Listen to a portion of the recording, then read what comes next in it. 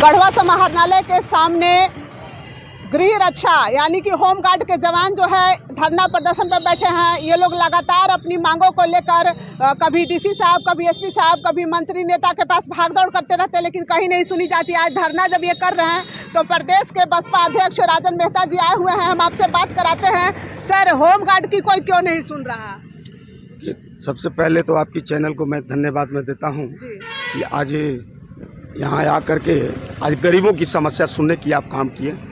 Home guard, देखिए, एक तो इन लोग गरीब गुरबा है। अगर गरीब गुरबा नहीं रहते, किसान मजदूर नहीं रहते, तो ये गृह रक्षा वाहिनी जो होम गार्ड की जो नौकरी है इसमें लोग नहीं आते। एक तो इनके साथ झारखंड सरकार के साथ साथ यहाँ के जिला प्रशासन भी लापरवाही करती है। आज 830 लोगों को यहाँ होम गार्ड की जवान है, लेकिन उनकी ड्यूटी मिलती है 250, 240, 225 यही के लोगों को मिलता है। बाकी लोग तो बैठे रहते हैं। उनकी घर में उम्मीद रहती है कि हमारे पिताजी, हमारे भाई होम गार्ड के जवान हैं, देश की रक्षा के लिए अपनी जान को बाजी में लगाए हैं। लेकिन उनको जब घर में जाते हैं तो जाकर के बताते हैं कि महीने में हमको 10 दिन ड्यूटी मिला, 8 दिन, सारे लोग नाराज हो जाते हैं। निश्चित मैं लंबे समय से इनके साथ में हूँ। इनका जो धरना प्रदर्शन, इनके घरों में भी मैंने जाके देखा है कैसी भूखमरी की स्थिति है।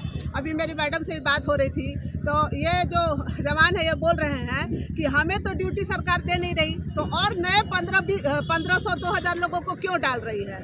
निश्चित रूप से इस पर मैं कहना चाहता हूँ कि पहले जितने लोग हैं उनको पहले परमानेंट बहाल किया जाए, परमानेंट उनको ड्यूटी दिया जाए, और उसके बाद अगर आपकी आवश्यकता है, अगर लगता है कि हमको सुरक्षा के लेकर के हमको जरूरत है, तो आप बहाली करें।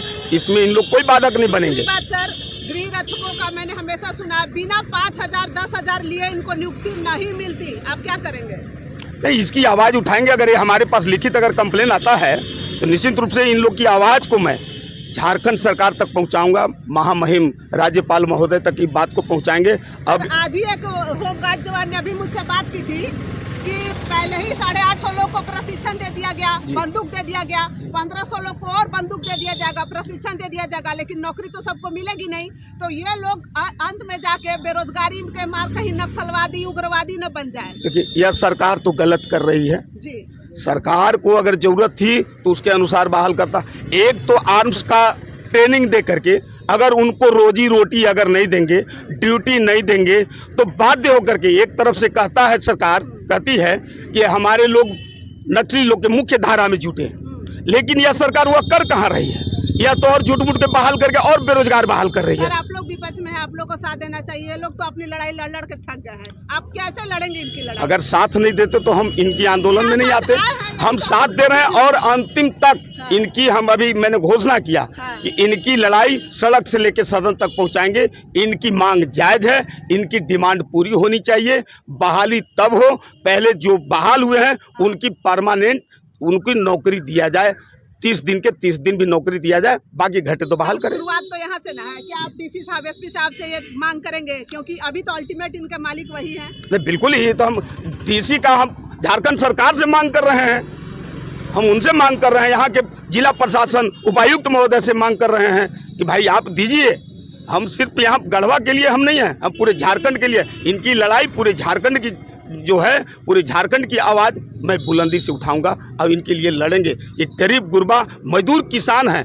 नहीं तो अगर ये भी अगर ज़्यादा पढ़े लिखे रहते, बहुत एजुकेटेड रहते, तो ये भी कहीं बैठ करके कहीं अफसर रहते, वो भी अफसरगिरी दिखाते। तो आप गरीब गुरबों की लड़ाई लड़ेंगे? बिल्कुल, निश्चित रूप से मैं गरीब का बेटा हूँ, या किसान का बेटा हूँ। इनकी लड़ाई हर समय मैं लड़ता हूँ और लड़ूंगा। धन्यवाद राजन मेहता जी, बसपा प्रदेश अध्यक्ष। और इन्होंने कैमरे के सामने वादा किया है और इतने होमगार्ड जवानों के सामने वादा किया है कि ये इनकी लड़ाई लड़ेंगे और ये इनकी पीड़ा से वाकिफ है। अभी इन्होंने जोरदार भाषण भी दिया था और इन्होंने कहा कि ये गरीब है, ये अगर ये पढ़े लिखे रहते तो इन्हें दिक्कत नहीं होती।